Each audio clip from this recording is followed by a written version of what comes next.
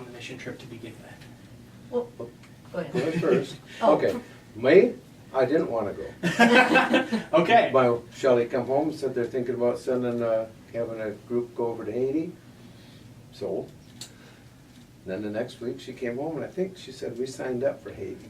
I just always wanted. wanted to go on a mission trip, and when this came up, I thought, this is a great opportunity for us to go. My son used to go with the youth group on mission Okay. trips, and always came home excited about it, so. I have never been on a mission trip, ever. And so my son was in the confirmation a year ago and encouraged him to do the youth mission trip to Pennsylvania. He wasn't having anything to do with it, but when the opportunity came up here, I thought, well, I wanted to go with him to do a mission trip. So now that this is an opportunity for me, I think I'll take advantage of it. I want to give back, and that was something, it was kind of a new, I like doing new things. So this is kind of a little out of my comfort zone. I didn't know what to expect, and it's with a group of people that I consider family, so. And I married her, and basically it's helping me to expand my comfort zone. It's that now that I'm retired, I can do more things, and this came up, and she wanted to do it to expand, and taking that step and expanding my comfort zone and helping other people. I really like the idea of going with my husband. I've done kids mission trips before, all through their upbringing, and that was always fun to be a chaperone. I wanted to not be a chaperone and experience mission work with my husband. Well, I really wanted to go on a mission with Debbie and have an adult mission, and being able to do something like that with her is really kind of the starting point. Sean Forrest made me decide I wanted to go. Challenged me to get out of the boat. And I've done the youth mission trips for a long time, so it was finally an adult mission trip. I was kind of excited to go on an adult mission trip. Very cool. I was worried that he would go and come back and be transformed, and I wouldn't be able to share that with him. Sure. So I put a lot of pressure on you. Yeah. Well, I actually expected everything where we were at to be worse. Okay. Okay? I mean, we actually, kind of almost like a retreat that you'd have in the United States in maybe a poorer kind of setting, you know, Sure. but we had a bed and we had a toilet, a flush toilet. I mean, we had all the amenities that you'd expect in the United States. Sure. So it really wasn't that bad. I had never been on a mission trip before, and I thought it was going to be a lot more wilder and dirtier and rougher. And I thought it was going to be a lot harder than it really was. In my head, I worked it up to be like it was going to be worse. It was going to, when we got there, it was going to be way harder to cope with what I saw. But I feel like because of what's on TV and what they choose to show us, Sure. is so once we got there, I was like, okay, like it's bad, but I made it in my head to be worse than it actually was. Okay. You have no idea what we're going to be doing there. Some days you might be holding the hands of a dying person in a nursing home, and some days you might be lifting boulders. And we did a lot of boulder lifting, but it was all fantastic. Good. I really enjoyed just going out and visiting families and homes who were in need. We'd go and we'd pray with them, we'd sing with them, we'd drop off whether it was money that they needed or if they needed toothbrushes, toothpaste, we'd drop off goods for them. And I really I felt like I was physically being the hands and feet of Jesus. The first morning that we were there, we went over to visit this lady. What was her name? Facile. And she is living, I would guess about 2 blocks away if you were to figure out how far she was. So it wasn't that far, but she wasn't going to leave her home because it was the house that her husband had built. And she was blind and living in this house all by herself. And we got there and she was just so happy to have visitors. She couldn't stop praising the Lord for for us being there. It was just so neat to see her singing and praising the Lord. It was very cool. And we brought her water, even some warm water. We bathed her. She was singing to high heaven and shouting, you know, I prayed for you to take me, but now I know that you were waiting for me to be clean. And look at all these people that you've brought me. And she gave each of us a hug and a kiss. And it was like each new person, because she couldn't see us coming, so each new person coming up to her was like the first. It was amazing. And then the guys, we circled around her while we bathed her, and the guys went into the hut and her house and swept and beat out the mattress and cleaned and stuff. And It was really neat how much she appreciated it. Just going to see how happy she was to have visitors. The hardest part for me was riding on the bus or the truck, riding over those roads, because they were terrible. Big boulders, bumps, holes, mud holes. And it was just hard sitting for hours and hours. We had kind of like one day where we went to the beach. It was our fun day. And it took about, I don't know the exact amount of time, but an hour or two maybe to get to the beach.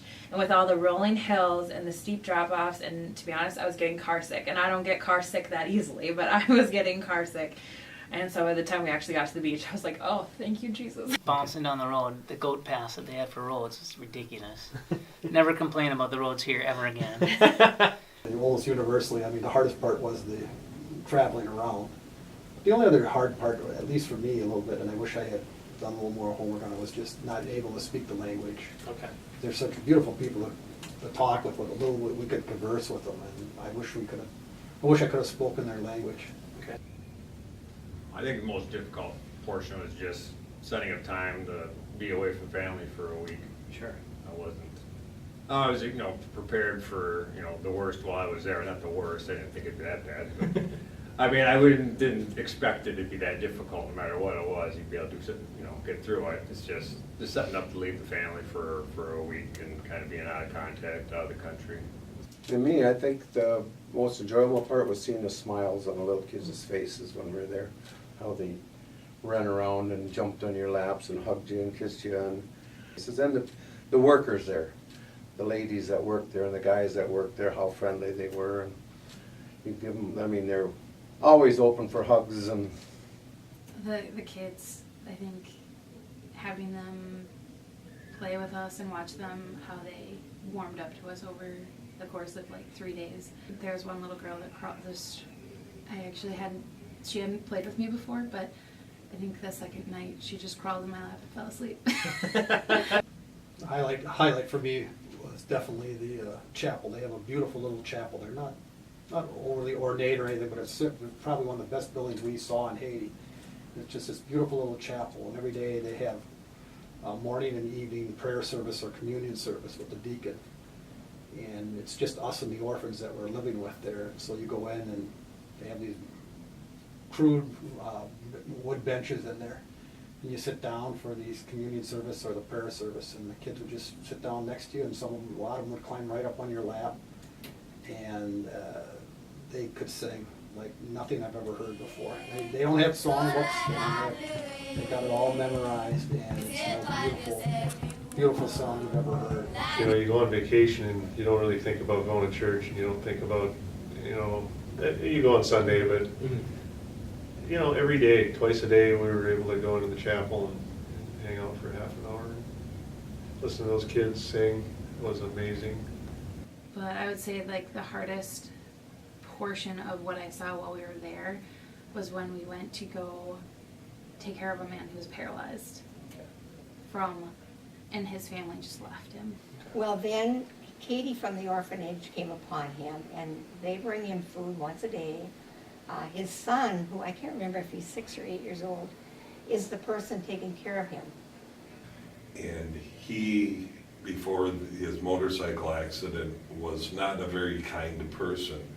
And so the whole community that he lived in didn't care to help him at all. Now he's confined to a bed, and going there and seeing him and caring for him, that was very, very trying. It took a lot of heart.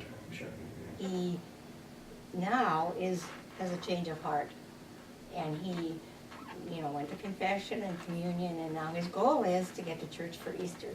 So I'm sure, that could happen, who knows? Absolutely. They don't have doctors. They do have a clinic built, and it's a beautiful facility, and they do hope to open it soon, but they need to hire some full-time doctors. But that was kind of hard, because there's people that are living in filthy conditions that have major health issues, and that was kind of hard to see. So just keep praying that they get that clinic open first. It's going to be busy. In Haiti, they don't have a lot of respect for the elderly. I mean, the older people, because the families have to decide if they're going to feed their children or feed their parents. And so the children obviously get the priority there. So a lot of older people are just set aside to survive on their own as best they can. And often even just put in a little hut out back, and they die out there. They said that the lifespan is an average of 55. So people that are older than 55 are really old people. But when they were bringing them to the elderly home and feeding them and taking care of them, they're learning that they're living longer than 55. The best thing I thought was the last day we're there on Friday. We started a job and we finished the same job.